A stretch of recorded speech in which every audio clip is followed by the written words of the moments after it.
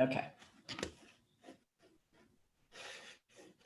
Well, good evening, everyone. Thank you for joining us. My name is Rachel Green. I'm part of the fabulous Jersey Girls for Joe leadership team. And, we welcome you tonight and thank you for joining us as part of our Friday night series. We do have our mind set on Georgia right now. Georgia's on our mind. So as we all know that there's two very, very important Senate seats that are up that we all, not only our organization, but many others are working hard, not only by phone banking, postcarding, and other efforts, especially on the ground, canvassing as well to make sure we get out the vote and secure those two very, very important Senate seats. With that being said, I am going to pass the podium over to one of our other fellow leadership team members, Kelly Redcoles, which is just going to touch base with you and just say a friendly hello and some of the things that are going on within her township as well. Hello, everyone. I don't have too much to add. Again, I'm Kelly Redcoles, part of Jersey Girls for Joe, part of the Harrison Township Democratic Committee in my town.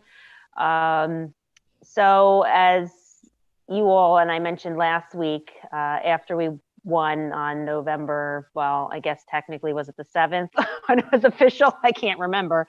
And we've won 100 times since, including tonight. So yay for us.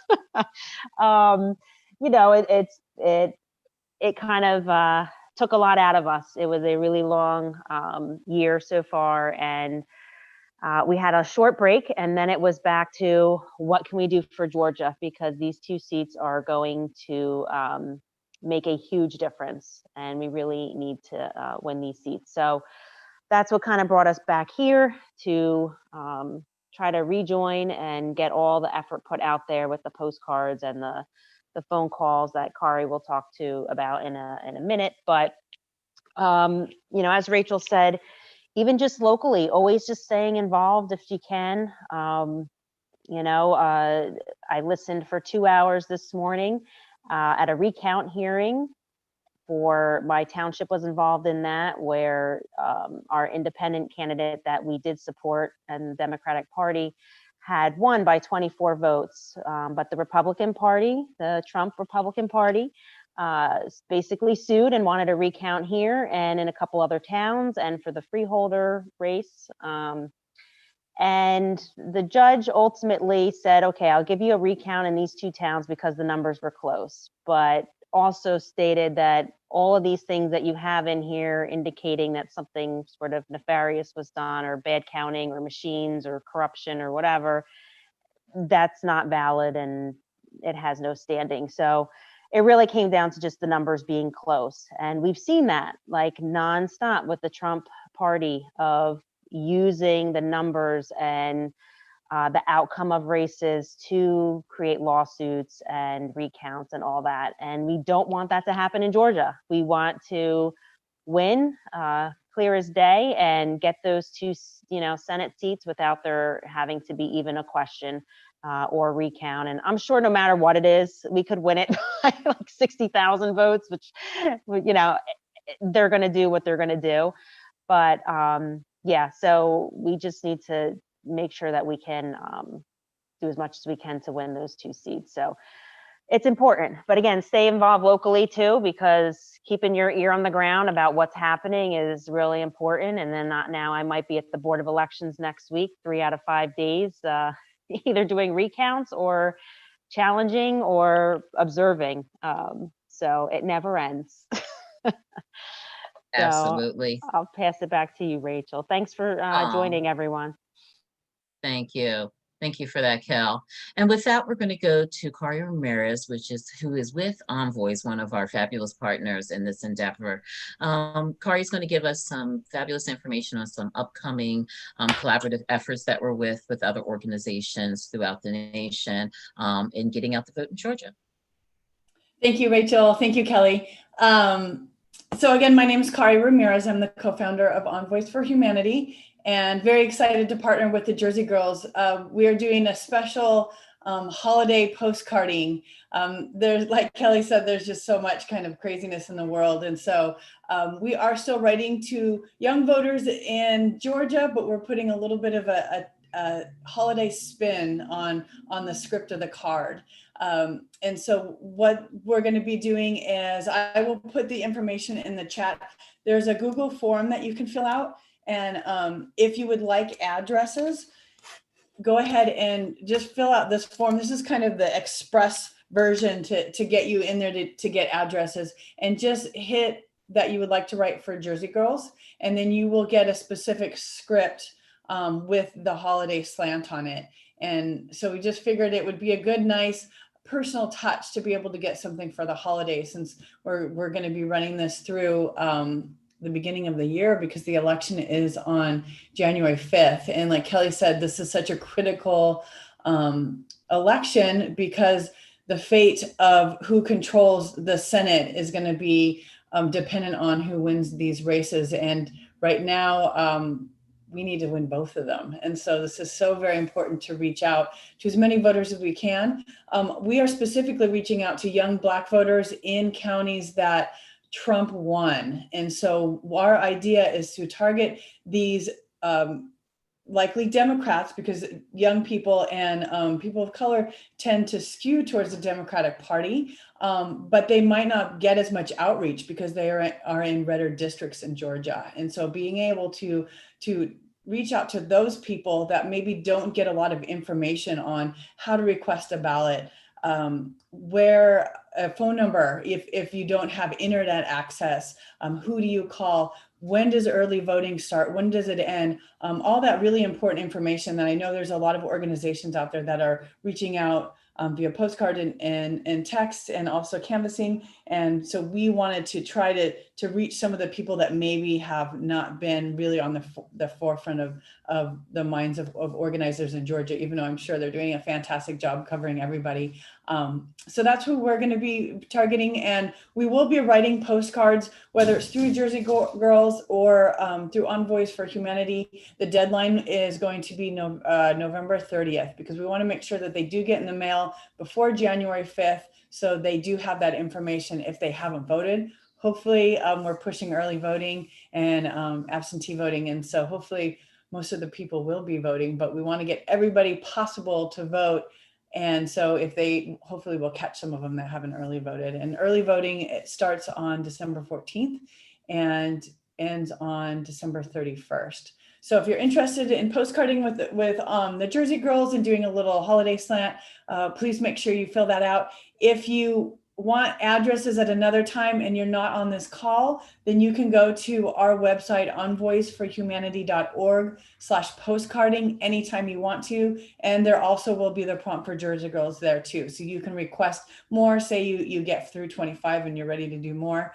To date, we have I just kind of glanced at the numbers, but to date, which we started on November 10th, so a month and a day now officially, we have written over 105,000 postcards to Georgia alone. So it's pretty incredible. Yeah, the outpouring, the excitement. I thought you were going to say 105. Yeah, 105,000 postcards within a month. So awesome. It's been incredible, and people are it gives people something to do, something that we can do between our busy schedules, to write a few postcards and get them in the mail, because they're handwritten and they're personalized. It really does make an impact to people that get these postcards.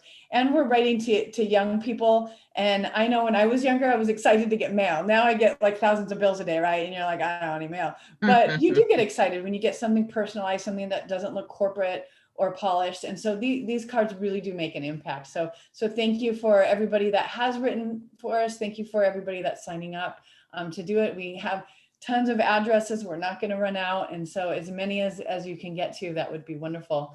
One other thing I did want to talk about. So early voting starts on December 14th. So we are going to be partnering with Jersey Girls, with the Women of Color Coalition, and also multiple very active Facebook groups that are for Georgia.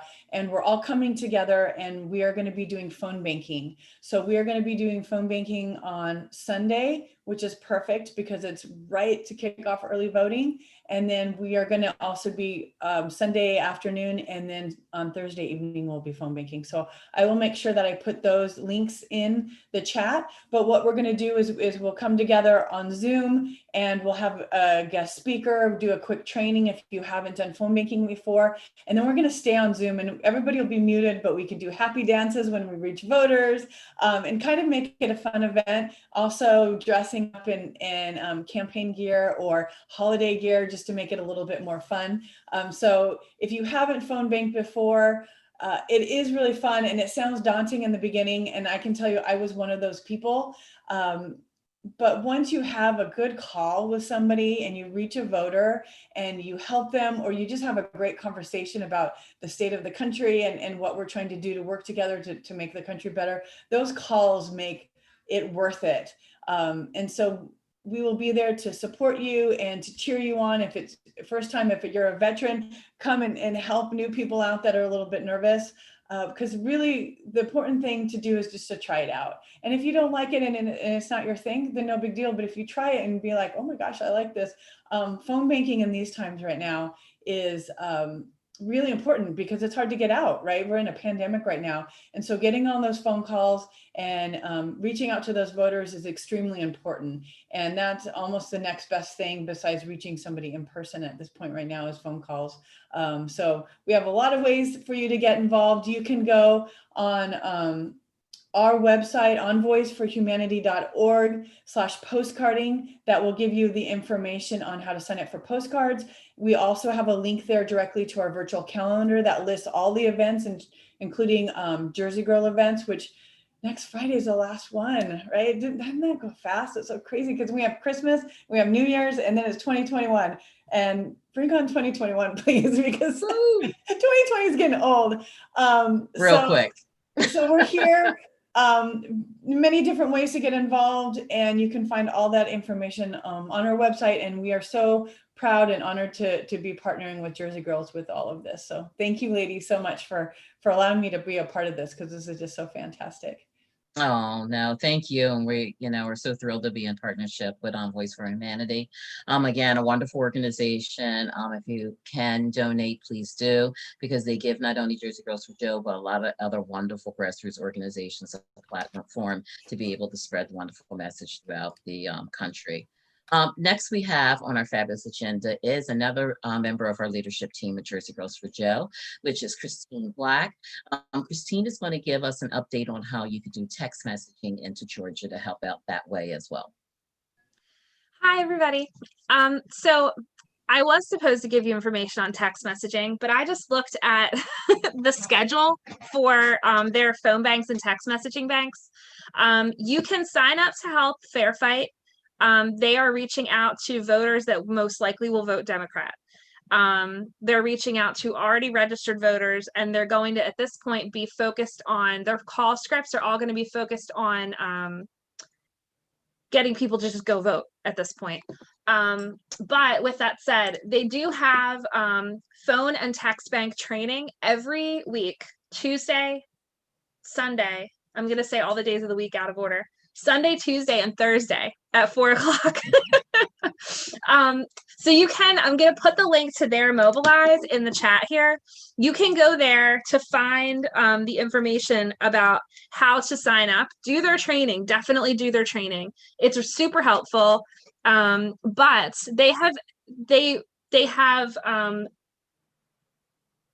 obviously they've got way more phone banks scheduled than text banks.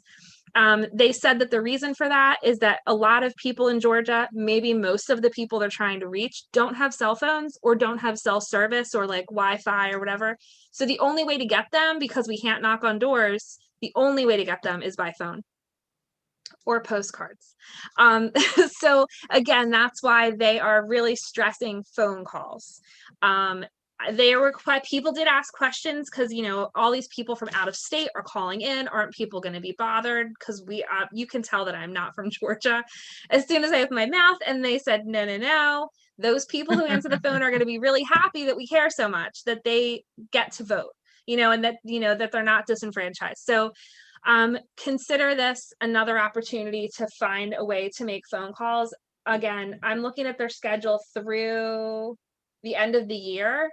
And they have one text bank currently open that you could sign up for, and that's in January. Wow. But Yeah, because what happens is so many people want to text and not make phone calls that the text bank fills up right away. And then they really need people to make calls. They've got phone banks like almost every day, it looks like. They really, really need people to make calls. So do their training, learn how to text bank, but if you can't sign up for the text bank, make calls. And I will say too, if you do the training like this week, like maybe tomorrow, Sunday, they have the training. And that training is then the phone bank or the text bank is still open in January. Sign up for it right away because they only have so many slots. As soon as it's full, that's it. And that's all I got. Thank you for that, Chris.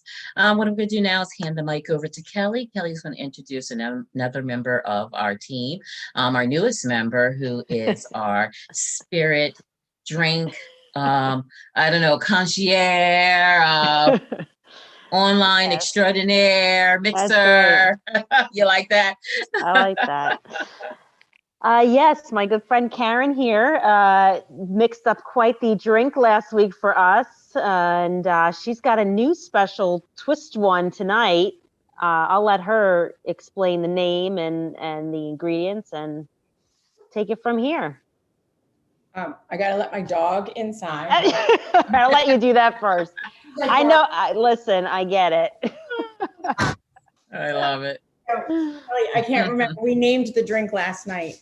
And oh, sayonara, sweetie. Oh, right. We're like sayonara, sweeties, right? We're going to get rid of those. We should be drinking that on January 20th, right? That's right. Royal Wave. Yeah. Right. We're getting rid of those. Okay. So this one's more complicated. I tried to make it a little bit simple, and I'm happy to answer questions, but I made a simple syrup last night. For anybody that doesn't know how to make a simple syrup, it's 1-to-1 sugar and water, and you just cook it either in a pot or in the microwave until the sugar melts, and then you let it cool. But you put your flavorings in while it's hot. After it melts, you put your flavorings in. So for this drink, I used a vegetable peeler, and I peeled the rind off of 3 of the oranges. So I don't know, did you send out the recipe, Kelly, or no? I did not tonight. Sorry. Oh, okay. So sorry, guys. Let me back up. When I do my weekly recap letter, Karen, I'll make sure your recipe's in there. Okay. I will. This recipe makes a pitcher. So far, because I need the directions for this one for sure. Yeah, the pitchers, it's not that complicated, everybody, but the pitcher's not really tons of full, but I haven't put everything in there yet. But so it makes a bunch of drinks because nobody's going to drink just one. And I just tried it. It's really good. But so you need 7 oranges and 4 limes. I peeled 3 of the oranges, and you need 2 jalapenos for the recipe because it's a spicy drink. And I chopped 1 of them up, and the 3 orange rind peels I put in the simple syrup to cool, so it's orangey and spicy. So it's like an orange jalapeno simple syrup. So that was separate last night.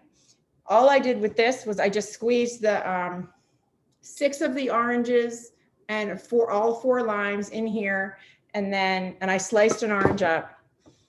This is the simple syrup. I left some of the rinds and jalapenos in it. I don't know if you can see, just so I could, because I'm trying to make it kind of fun to watch. So I'm straining that into the mixture. You're supposed to strain it all. Okay. And then the second jalapeno you slice up, and the leftover orange you slice up. Okay. So in here is the juices, the syrup. I think that's it. Oh, and the syrup also had a half a teaspoon of kosher salt. So just think of this as sort of like a fancy margarita, okay? And then you can make this, well, it's margarita if you use tequila. The recipe says use white rum. I thought you could use white rum or tequila because I like spicy drinks and I like spicy margaritas, so that made sense to me. So it calls for 1.25 cups of the liquor. I know, Kelly, it's because you don't drink that much. Yeah, I don't like mild drinks, mild cocktails, but so you do what you want. You can do it all together at once, but I'm going to pour it all in. My son's going to come home and drink some. I don't think there's anything else. Ice in your glass. The drink, I was probably supposed to like measure out the alcohol specifically for whatever you want, but I poured it all in. So You got it in there. You got extra slices of jalapeno that I cut out the inside real spicy part. And so put a couple slices of that in there, and a slice of the orange. These are Cara oranges. They're gorgeous. They look like grapefruits. They're like a little pink. My son went to get navel oranges and he brought these home and they're so pretty. I don't know if you can see the color, but anyway, they're just oranges. You put that in and you're supposed to top it with club soda. Okay. It's really good. I just tried it while you guys were talking. This is mine. This is the finished one. It's got the orange, and I don't know if you can see the jalapeno, probably not, but it's in there. See, can you see a little bit of green? I know. There we go. And I have an orange glass too, by the way. Ooh, it's spicy. It's good. That looks good, I have to say. Yes. It's Ladies, really, another fabulous concoction. I love it. I love it. It seemed complicated, and I was like, I don't know, jalapenos, I don't know, but that does look really good. I have. oh, and I was supposed to put all these in there because it'll look pretty in the picture. And I think I was supposed to put all these in the picture. So let me show you. Oh, And then I'll be done. And that looks, it's good for a party. I was trying to think about party kinds of things. right, Mhm. right. And then I figured if you make the picture for a party, can you see it's got the green and the orange slices? That's Oh, pretty. yes, yes. I Make love this that. for a party, you can put it out with rum and tequila and people can put their own amount of out. Not that anybody's having parties right now, but Right. for whoever's in your home. Have your Party of rum. one. You make it as strong as you want. Okay. Looks good. One. Fabulous. Yeah, you have to ship one to Kari in California. Bummer. Okay. I'll send Thank you the. you, Karen. That You're looks welcome. Thank good. you, guys. Yes. And then I'll write it up and we can get it out in the newsletter. Yes. And ladies that have joined us tonight, if you'll signed up for our newsletter, if you go on Jersey Girls for Joe, our Facebook page, at the very top, kind of pinned there, you'll see the actual link to sign up for our newsletter. So if you'll do that, and when we send our newsletters out, we send all these fabulous new creations by Karen out in our newsletter, so you have it for future reference to be able to make responsibly, of course, for you and your loved ones. With that being said, we're going to move on with the agenda. What I wanted to do right now, ladies, is tell you about some of the events that we have coming up in the next week. On Sunday, we actually are doing a phone bank, like Kari mentioned earlier, a collaboration with Women of Color Coalition, the Gloucester County Federation of Democratic Women, and a host of other wonderful organizations that are going to be joining us for a fabulous phone bank into Georgia. We'll ultimately, throughout the night, we'll be dropping that link in the chat for you so you can sign up for Sunday's event. It's from 4 to 6:30 p.m. Eastern time. And then on Monday night, Kari, did you mention your Monday night event? No, You and I was did. thinking that as you were talking. So if you want to do that, or I can. No, I'm gonna let you do that. You have all the details on it. Please do. Yeah, I'm very excited. So we are going to be doing a special screening of All In, the Fight for Democracy. And this is actually going to be our 4th time that we've hosted a screening of this documentary, because it's so powerful. It's so impactful, the way that the movie is done and the way it interweaves history, the history of systemic racism and voter suppression in our country.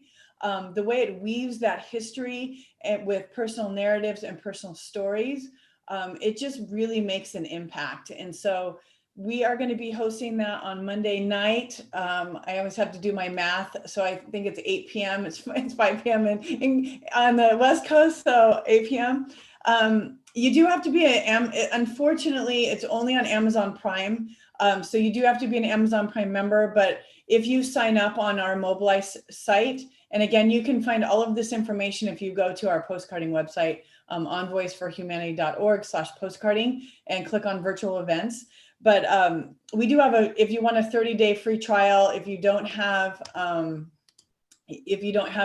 a membership yet, then you can do the 30 days and buy all your Christmas stuff and then cancel it, and it doesn't cost you anything. But so what we do is we meet on Zoom, we have a quick pre-discussion, then we all watch it together on Amazon Prime Watch Party, and then we come back to Zoom, and then we have a great discussion about what we saw in the movie, how it affected us, and then ways to get involved in Georgia specifically. We're doing that right now. But like I said, this is our 4th one we've done over the past couple of months, because once we did it one time, I had never seen it before. I was like, everybody needs to see this film.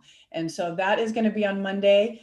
You can sign up on Mobilize, and it gives you all the information on how to sign up if you're not an Amazon Prime member, and get all that started. But very, very incredible film. So if you can't watch it with us on Monday, and it's always fun to do it with people and with friends, but if you can't make it, make sure you take time to see that. And again, it's on Amazon Prime, All in the Fight for Democracy.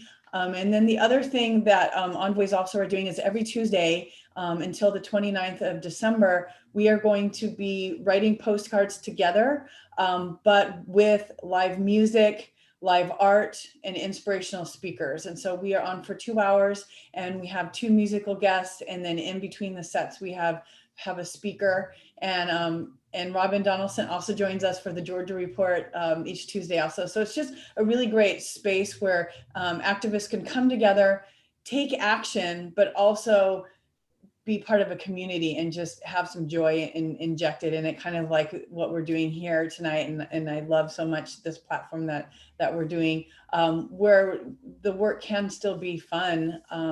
And that's important to keep us going. And so that's on Tuesday nights too. Again, all this information is on our website. And so I'll pass it back to you, Rachel, to talk about the stuff that's going on Wednesday. Oh, thank you. Thank you. So now, you know, we already have in the chat for you Sunday night's event. I know Corey will drop in Monday night's event for you that we have coming up. On Wednesday night, we're excited because we're going to be doing a roundtable discussion about why Georgia is so important. We are so thrilled and excited. And thank you to members of our Women of Color Coalition. We will have Daniel Blackman joining us. As you all know, he's one of the gentlemen that's running in Georgia, as well as Robin. You're probably going to jump in here right now. We have another fabulous Georgian that's going to be joining us. And I'm going to let Robin jump in with the name and title. As you see, things are ever moving when you're doing social media and these Zoom events. I'm sorry, you were saying which name and title? On Wednesday for our roundtable discussion on Wednesday. Yeah, so yes, we'll have Daniel Blackman. He's running for Commissioner of Public, what is the? Utilities, I want to say, right? Is it utilities? Yes. Yes, yeah. So The titles are so different in different parts of the region, so you know. Exactly. But I'm excited to hear from him because he, you know, talks a lot about environmental justice and, you know, just how his work impacts environmental justice. I'm looking forward to hearing about that. And let's see, and then we'll have on Wednesday, Randy Fagan from Fair Fight, and she's the voter protection coordinator for Fair Fight. And so she can talk a little bit about their work and, you know, what they do and what they've been seeing this past election cycle, and maybe even talking about some of the cases and things that Fair Fight have brought against the state of Georgia. And let's see, and then as far as numbers, just to give everyone a little bit of an update, in Georgia. Everyone, let me introduce you to the fabulous Robin Donaldson, who is our guest tonight. For many of you, some of us already know her, but she's an Esquire in Georgia, as well as an activist on the ground in Georgia. And Robin pretty much knows just about everything that's happening in Georgia on the ground. So we are so thrilled and honored to have her with us, to be able to tell us about what's happening there, how you can stay engaged, involved in the best way of helping our fellow Georgians out and getting out that vote for the 5th and securing those 2 Senate seats. With that being said, heading it back over to you, Robin. Thank you. Yeah, I feel like I just saw you on a Zoom. Like yeah, you did. We're good. Not everyone. We just need to roll our cots next to each other, you know. It's easier. Yeah. Hi, I'm Robin, and thanks for having me. And yeah, so you know, I'm very active here in Georgia, just through a lot of different channels. So I'm just trying to share any information as I get it, each week, as much as I can. So just to give just a little idea about the numbers of what we're seeing so far.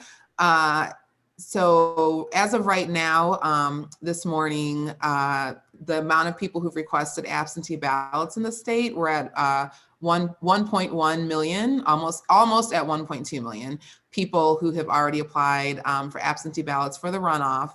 And just to give you some context, in November during the general election, that number was at 1.2 million. So that is absolutely huge for a runoff, because usually, the turnout drops off. So for people to be at and almost, near the levels with absentee ballot requests, that's tremendous. And we don't know, they don't break it down according to party. However, we know from the last 2 cycles, the primary in June and then the general in November, mostly Democrats voted absentee ballot. I think Biden maybe won, or his vote was at 62% of his supporters voted by absentee ballots in November. So that's fantastic. And then also, when you look at the breakdown of young people, or just people between maybe 18 and 39 years old,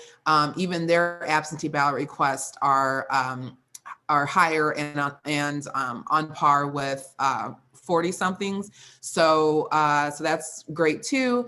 And then there was a figure that was released that 77,000 people who did not vote in the November election in the general, they have requested their absentee ballots for the runoffs, and they are mostly people of color and young people between 18 and 29 years old. So the numbers are looking, really good, as far as these absentee ballot requests. And, that's one of the reasons that Lindsey Graham was on a podcast saying that Stacey Abrams tricked the Republicans, or, con them into doing something, around absentee ballot requests and things like that. And then that's why you're seeing a lot of desperate measures are trying to take to suppress the vote. And so that's one thing why it's so important. I mean, still donating is still like number one most important thing to do, because it will get people the resources they need on the ground, and then they can hire more people and do more things. So any fundraising is still appreciated, and if you can't give any more, see if you can find someone else to give something, even $3, $5, whatever. It all helps. And then phone banking, as you know, we're having a phone bank on Sunday. And it's 12 Facebook groups, and even maybe a few more who will join in, but definitely 12 Facebook groups. We came together, and so, to have this big phone bank the day before early vote starts. And one of the reasons it's so important, especially this cycle with phone banking, is because a lot of people want to vote and plan to vote, but they may not know if they need to request their absentee ballot again. That is a question, that you hear sometimes.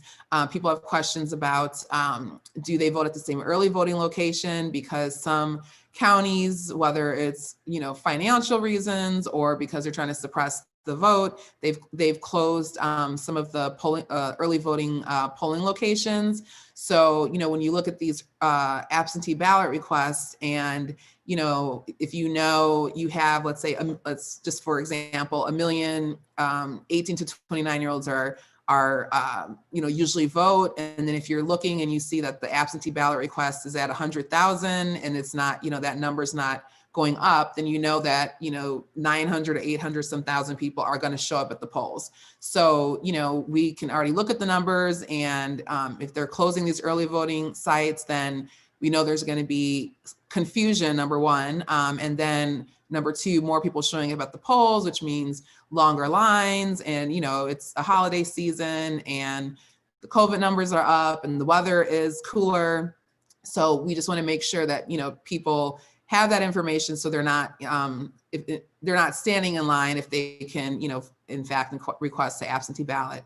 And then drop off locations, that's another thing that the Republicans are trying to play around with, because we have ballot drop boxes. So some counties have either eliminated or reduced their drop boxes, especially in some of those rural areas. And this is why, you know, sometimes people will say like, oh no, don't, you know, show up in person or show up in person or drop off your ballot. You know, but if you live in a rural community and you don't have a ballot box and you know, maybe can't get to the polls for whatever reason, you have to rely on the mail system. So, you know, getting people that information. And then another thing they were trying to do, the Republicans, was that they were trying to say the whole purpose of the drop box ballots or the, you know, locations is so people can drop off their ballot 24/7. You know, there's cameras, you know, oftentimes it's bolted to the ground, but there's definitely like security around it. And they're trying to say now, well, maybe people don't need to drop off their ballots after a certain time. So maybe like only the ballot drop box, they want it to be accessible from like 9 to 5.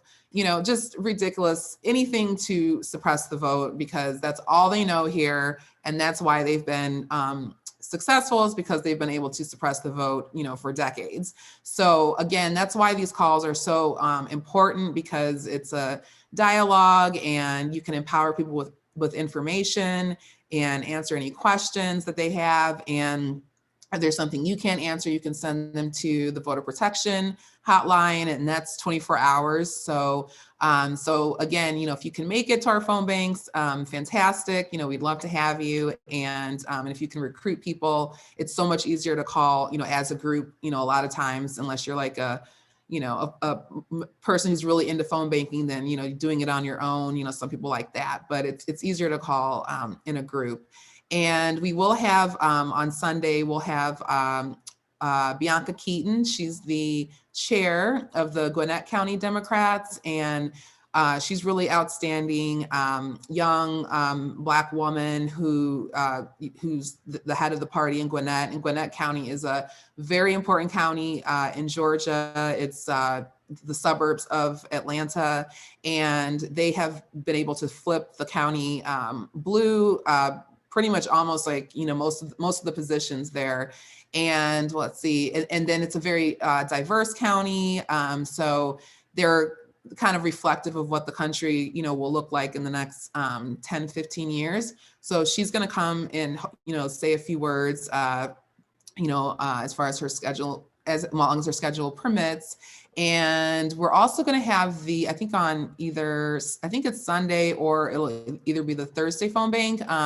The Warnock Youth Director, he's going to pop in and he can kind of give a little bit of an update of what they're doing with young people. I know Warnock is doing a bus tour this weekend, so he's hitting a lot of places outside of Atlanta.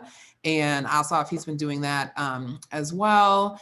And so, you know, there's still a lot of excitement and you know, energy on the ground, but we just have to keep it going and just not let up, you know, and just keep organizing and keep mobilizing our people to turn out to vote.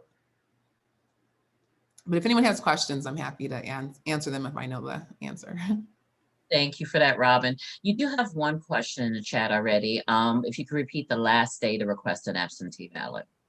Yeah, I know that's some people have asked that. The way I've seen it, you know, so far as the campaigns and Fair Fight and different organizations, they don't really stress or push like what's the last day to request an absentee ballot, but just more focusing on requesting an absentee ballot now, or, you know, as soon as possible.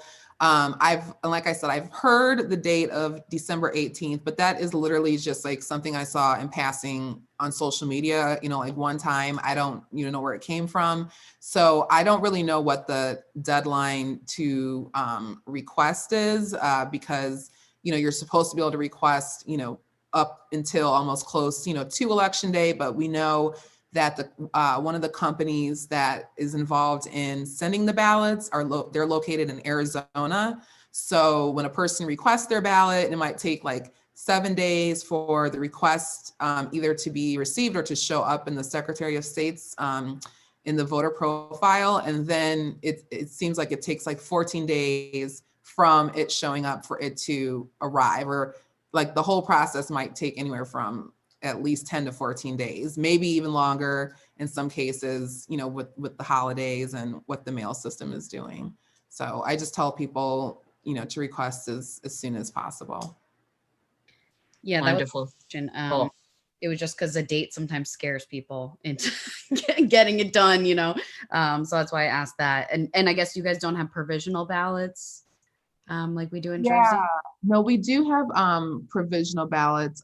Usually, I mean, if a person shows up at the polls and has issues, you know, usually they're given a provisional. But then, you know, hopefully they've talked to somebody at because Fair Fight usually will send observers in the Georgia Democrats. They will send poll watchers and observers. So if a person does get a provisional ballot, hopefully they've talked to someone, you know, on site to just make sure that, you know, everything's happening, you know, on the up and up.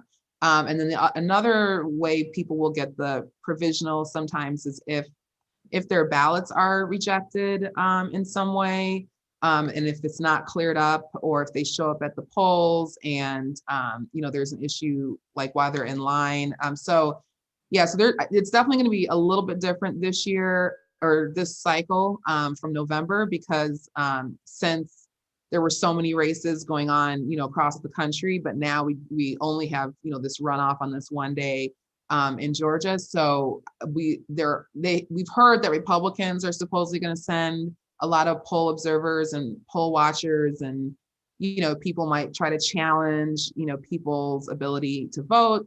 You know, they may or may not show up. I heard that in the general too, and some places they did, but they didn't show up everywhere. But this could be different now because it's just one race. So even the way they're kind of handling some of the voter protection stuff, it's kind of changed a little bit since November. So yeah, so hopefully, you know, if people do have to vote provisional, hopefully they talk to somebody and, you know, can make sure that they follow up and make sure that that vote's counted.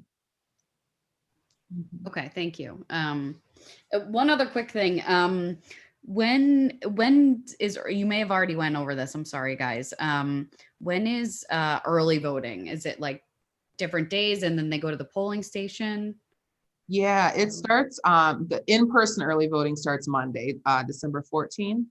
Okay, and they can't mail? Yeah, they can still mail their ballots, but instead of, like, if you talk to someone, first I usually start with drop off their ballot, and then if for some reason they can't drop off their ballot, or it's not, you know, possible, then, you know, I just tell them to mail it as soon as possible. Okay. But yeah, our early in-person voting starts Monday, December 14th, and then it will last through New Year's Eve on the 31st. But the difference is we do a couple of things. We do lose Christmas Eve, Christmas Day, and actually New Year's Day was supposed to be the last day, but, you know, we lose that day too.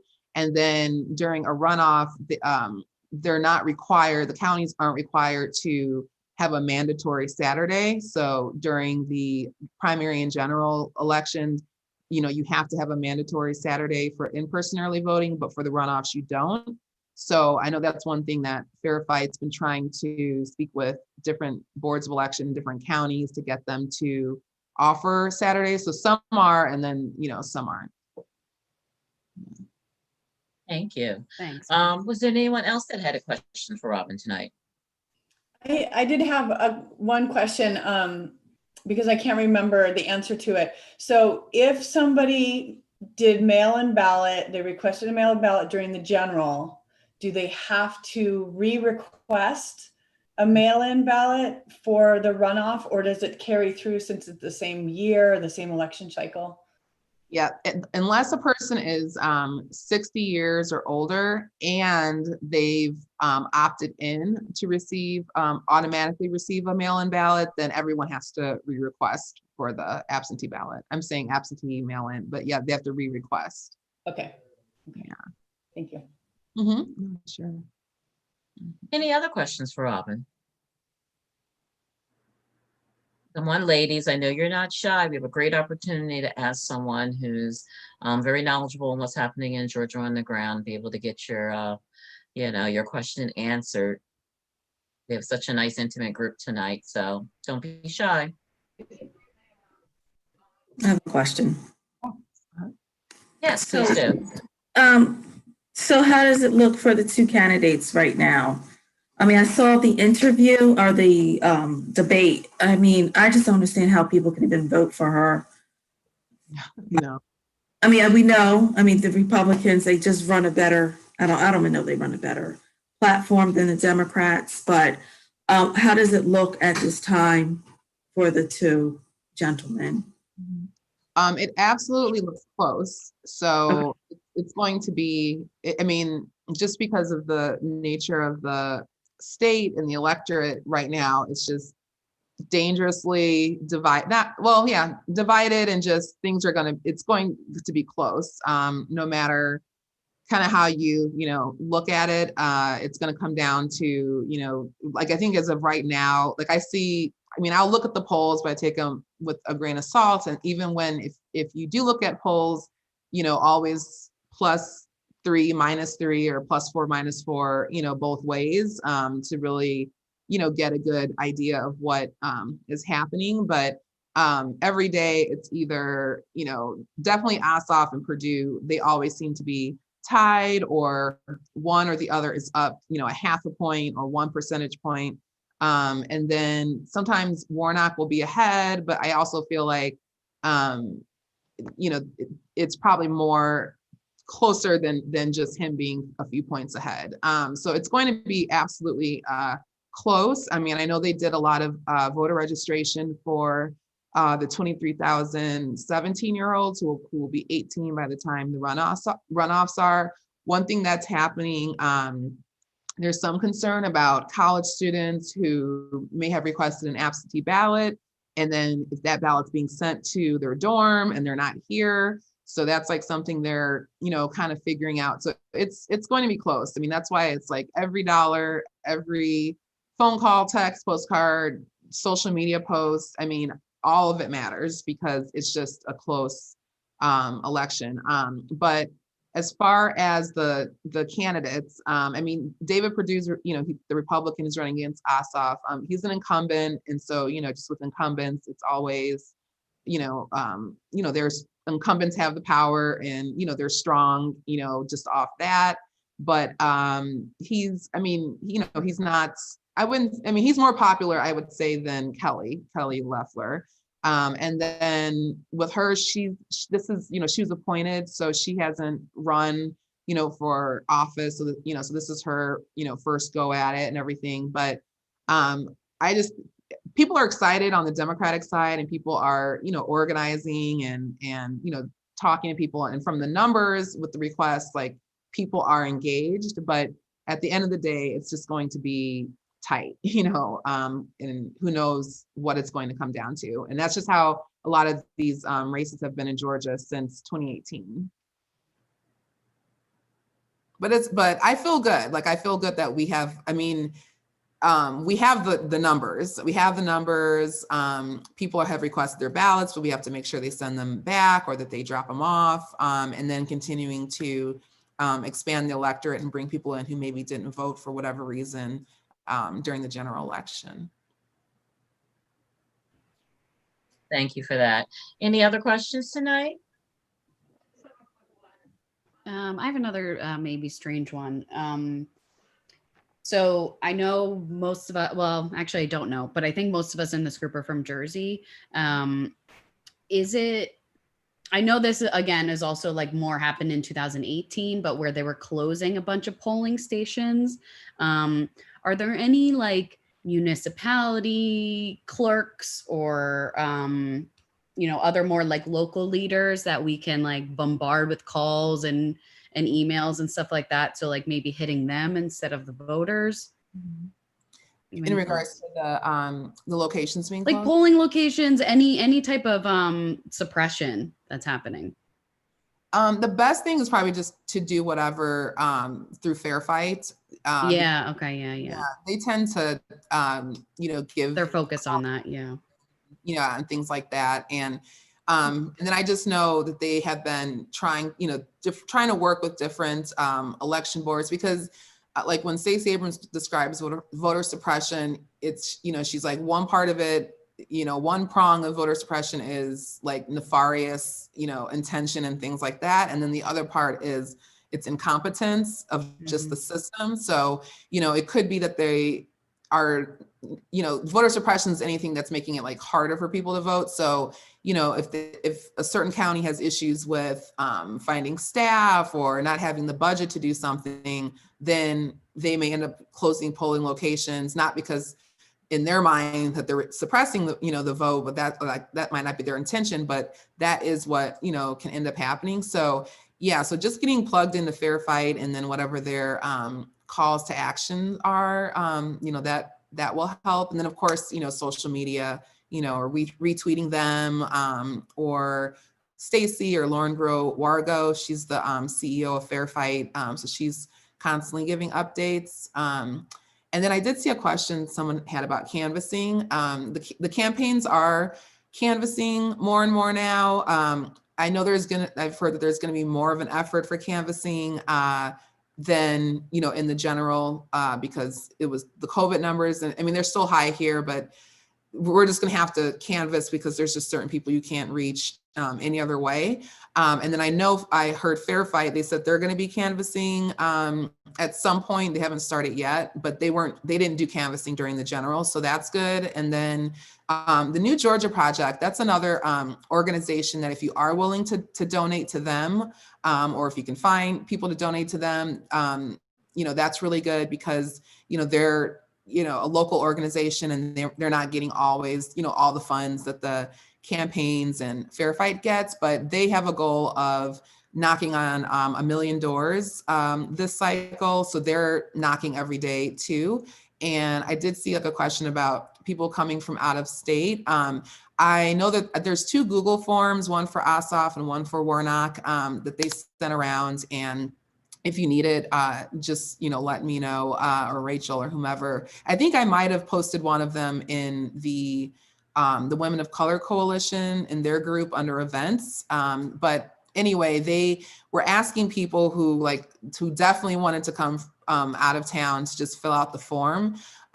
So they may or may not, call on people to come, but if they do have people come, I think it'll be closer to between January 1st and 5th.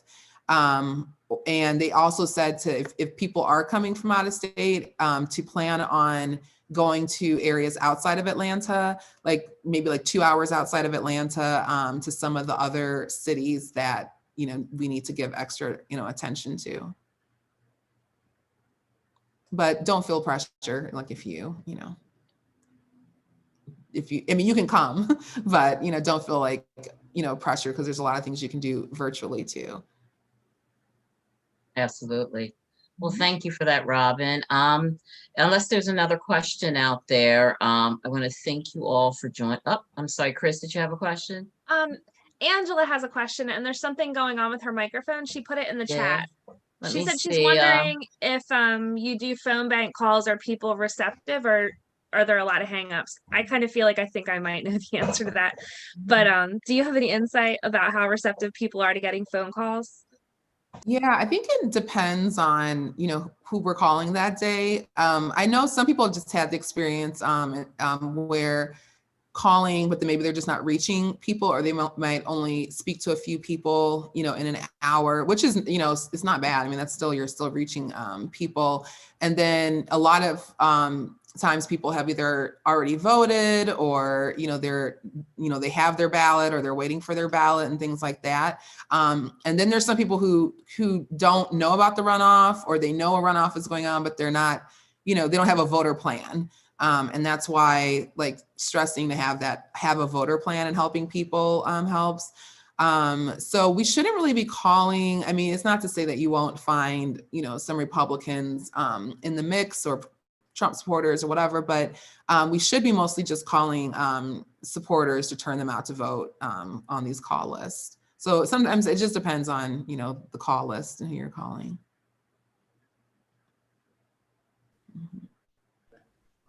Oh, I see someone was saying, Angela, about living in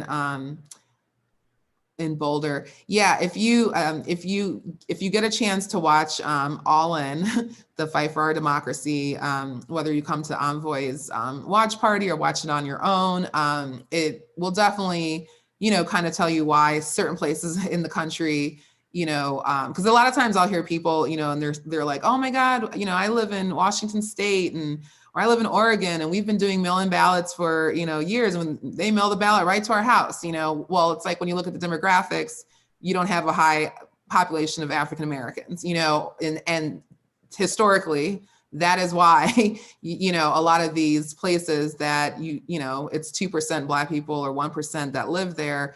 And I'm not saying like, it's all connected through the state, but I mean, a lot of these places, like the places in the South, and other places too, voter suppression is not limited to the South nor Republicans. So it's a whole history. I mean, a whole entire history, in this country of preventing Black people, people of color, women, young people from their right to vote. And it's as old as this country, so I mean, we're making progress though, slowly but surely, but we have to stay on it, because if we, make progress and then people get elected to the state legislature, they can, turn around all the progress that we made, like we've seen in North Carolina and Wisconsin and, some other places. Wonderful. Thank you so much, Robin. Ladies, let's give Robin a round of applause. She's been coming with us on our Friday nights and really engaging with us and letting us know what's going on down in Georgia, and we greatly appreciate it. I feel like I'm on the streets of Georgia. I know everything now after my Friday nights with Robin. So with that being said, I want to thank you all for joining us on a wonderful Friday night and taking time away from your families and loved ones to engage with us, to stay involved, and to help out, to continue to fight for our democracy. We will be here again next Friday night, the 18th at 7 p.m. It will be our last one for this year, as the Jersey Girls will take it down for about a week and a half to rest a little bit before the new year. And then, we will be regrouping and hitting the ground running with, of course, I know all the wonderful new races and initiatives and legislation for the new year that we'll be engaged in. So with that being said, just a friendly reminder about the phone bank on Sunday. The links are in the chat as well as on our social media pages. Remember Monday night's event with Envoys, as well as Wednesday and Thursday night. Wednesday we have the roundtable, as well as Thursday we have another phone bank that's coming up. So with that being said, thank you all for a wonderful night, and go have that fabulous drink and drink responsibly, and enjoy the rest of your Friday night and weekend. Thank you again, and have a good night. Take care. Everyone. Take care.